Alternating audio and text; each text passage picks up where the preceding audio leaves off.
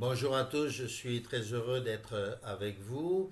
Mon nom est Francis Hubert et vous vous souvenez peut-être que la dernière fois nous avons parlé des 4 alliances faites par Dieu pour le salut de l'humanité. Nous avions vu que tout comme il y avait des chérubins à 4 faces qui représentaient les faces d'humains, de lions, de, de taureaux et d'aigles, représentant les 4 ministères de notre Seigneur Jésus-Christ, tout comme les 4 évangiles, eh bien nous avions vu en détail qu'il y avait ainsi 4 alliances pour le salut de l'humanité. Nous avons traité la dernière fois, dans la vidéo précédente, l'alliance avec Noé, qui était une alliance pour l'humanité, autrement dit la face humaine du ministère de Jésus-Christ.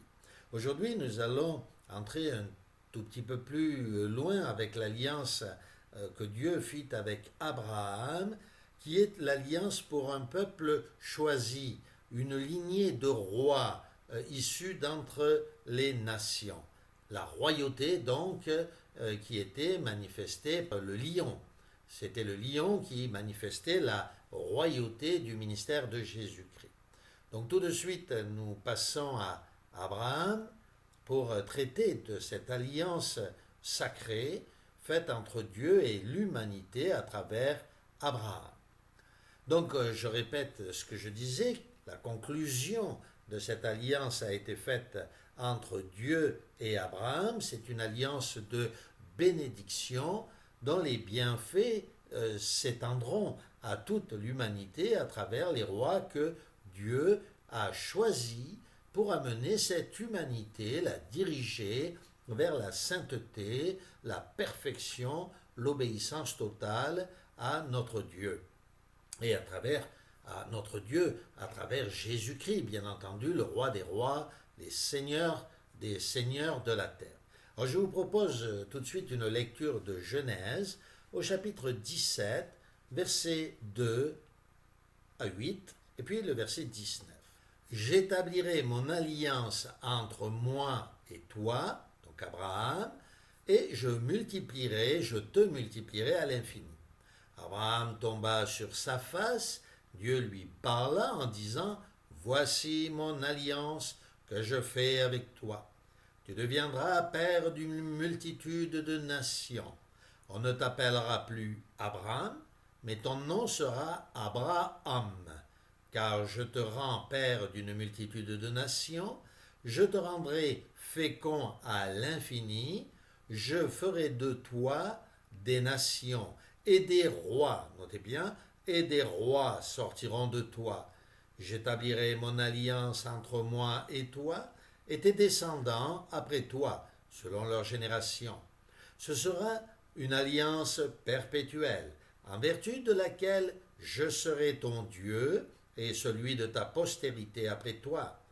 Je te donnerai à tes descendants après toi le pays où tu habites comme étranger, tout le pays de Canaan en possession perpétuelle, et je serai leur Dieu. Dieu dit, assurément Sarah, ta femme, t'enfantera un fils. Tu l'appelleras du nom d'Isaac. J'établirai mon alliance avec lui comme une alliance perpétuelle pour sa postérité après lui. Voyez comment ici, dans ce texte, Dieu fait alliance avec Abraham pour qu'il devienne père de nations et, bien entendu, père de rois, des rois qui devaient sortir de ses reins. Il s'agit donc d'une alliance pour une royauté qui dirigerait et dominerait la terre, et cette alliance devait s'établir non seulement avec Abraham, mais aussi avec sa postérité. Tout d'abord, bien sûr, les Juifs, tous ceux qui ont accepté obéissance à notre Seigneur Jésus-Christ, qui sont en quelque sorte adoubés par Jésus-Christ, avant, donc parmi le peuple juif, mais tous ceux aussi qui, au sein du peuple juif, accepteraient le Christ après sa venue, pendant et après sa venue, et tous ceux issus d'entre les nations qui se joindraient au peuple d'Israël, qui a, non pas le peuple d'Israël en tant que peuple, mais à tous ceux qui, au sein du peuple d'Israël, étaient déjà chrétiens. Autrement dit, constitutifs du peuple chrétien. Dans Genèse, au chapitre 22 maintenant, chapitre 15 à 18, que je vous demande aussi de vérifier par vous-même, il est écrit: l'ange de Yahweh, ou selon les traductions, l'ange du Seigneur, appela une seconde fois Abraham des cieux, et il dit: je le jure par moi-même, parole de Yahweh, parce que tu as fait cela, et que tu ne m'as pas refusé ton fils, ton unique, je te bénirai, et je multiplierai ta postérité comme les étoiles du ciel, et comme le sable qui est sur le bord de la mer. Ta postérité possédera la porte de tes ennemis. Toutes les nations de la terre seront bénies en ta postérité, parce que tu as obéi à ma voix. Et comment le Seigneur revient encore une fois pour renouveler cette alliance, la confirmer, Dieu qui ne peut mentir, bien entendu, avec Abraham. Et notez bien ce qu'il dit. Il donne deux exemples. Le premier, il dit: je multiplierai ta postérité comme les étoiles du ciel. Et il répète: comme le sable qui est sur le bord de la mer. Pourquoi ces deux expressions qui sont à la fois similaires et à la fois tellement opposées? Eh bien parce qu'il montre par là que la bénédiction d'Abraham serait à la fois céleste, c'est-à-dire la postérité de Jésus-Christ qui va accéder au ciel, mais aussi comme le sable qui est sur le bord de la mer, c'est-à-dire une postérité terrestre qui vivrait sur la terre. Donc Abraham va être père en fait de toutes ces postérités terrestres et célestes. Et il dit encore, notez bien, tu posséderas la porte de tes ennemis. Vous savez qu'à l'heure actuelle, on nous parle beaucoup de la porte, les Illuminati font leur ce chemin entre le ciel et la terre, cette porte ouverte vers le ciel, ou plutôt des entités descendraient du ciel pour venir sur la terre, comme c'était le cas à l'époque du déluge. Mais la parole de Dieu nous parle du contraire. Elle nous dit au contraire que ce sont des humains qui vont accéder au ciel et non pas le contraire. En effet, Jésus lui-même, vous vous rappelez dans l'évangile de Jean au chapitre 10, dit: je suis la porte, je suis le berger qui ouvre la porte, je suis le chemin, la vérité et la vie, nous dit-il aussi. Il est la porte qui conduit au ciel. Nul ne peut aller au ciel que sinon en passant à travers cette porte qui est notre Seigneur Jésus-Christ. Là encore, ces judaïsants qui nous font croire ou qui voudraient nous faire croire que le peuple d'Israël serait la porte ne sont que des imposteurs. Il n'y a pas d'autre porte que Jésus-Christ. C'est-à-dire que les Juifs eux-mêmes doivent accepter Jésus pour pouvoir accéder au ciel. On le comprend bien. Les Juifs qui refusent Jésus-Christ ne peuvent en aucun cas être ou faire partie du peuple de Dieu. Tous, juifs ou non-juifs, doivent accepter le Christ qui est le seul chemin, il n'y en a pas d'autre, la vérité et la vie, la porte céleste. Dans Genèse chapitre 12, versets 1 à 3, Yahweh dit encore à Abraham: va-t'en de ton pays, de ta patrie, de la maison de ton père, dans le pays que je te montrerai. Je ferai de toi une grande nation, et je te bénirai. Je rendrai grand ton nom, et tu seras une source de bénédiction. Je bénirai ceux qui te béniront, je maudirai ceux qui te maudiront, et toutes les familles de la terre seront bénies en toi. Voyez comment toutes les nations, toutes les familles humaines sur la terre ne peuvent être bénies qu'en Abraham.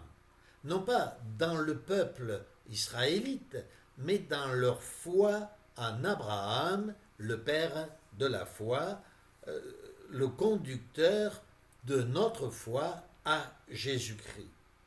Oui, nous devons, nous aussi, que nous soyons israélites ou que nous soyons français ou anglais ou américains ou arabes ou, encore une fois, israélites, abandonner notre patrie. Nous ne sommes plus des Anglais, des Français, des Espagnols, des Portugais, nous sommes des chrétiens. Nous n'avons qu'une seule bannière, c'est la croix de notre Seigneur Jésus-Christ.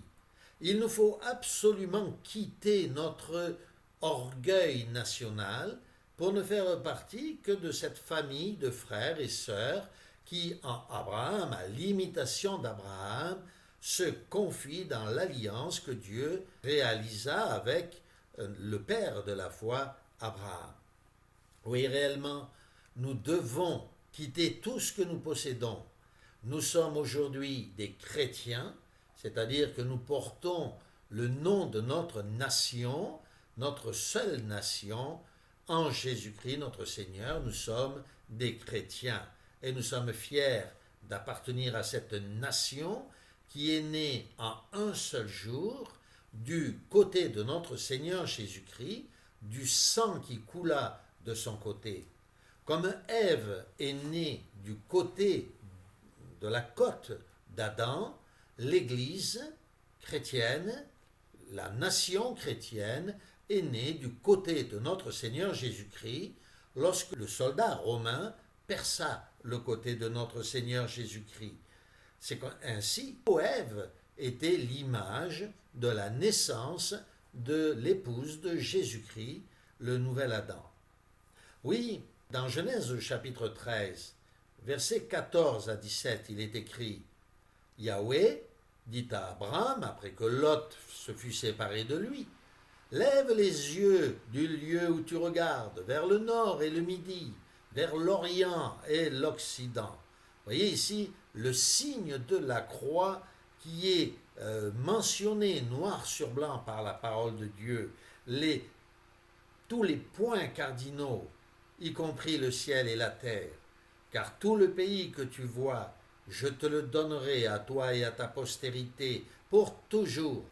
Je rendrai ta postérité, et là il répète encore une fois, comme la poussière de la terre, en sorte que si quelqu'un peut compter la poussière de la terre, ta postérité aussi serait comptée.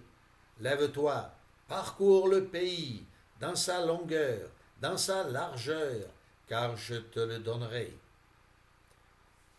Oui, voilà cette alliance qui est faite entre Dieu et Abraham, cette fois pour une postérité royale, cette face de lion qui était portée sur les chérubins, qui était une des facettes du ministère de notre Seigneur Jésus-Christ, car nul n'aurait pu devenir roi sur cette terre, même étant de la descendance d'Abraham, si cela n'avait été accompli par le ministère de notre Seigneur Jésus-Christ. Oui, nous lirons les versets de Genèse chapitre 15, versets 9 à 10, cela est important. Yahweh lui dit à Abraham, « Prends une génisse de 3 ans, une chèvre de 3 ans, un bélier de 3 ans, une tourterelle et une jeune colombe. » Abraham prit tous ces animaux, il les coupa par le milieu, et il mit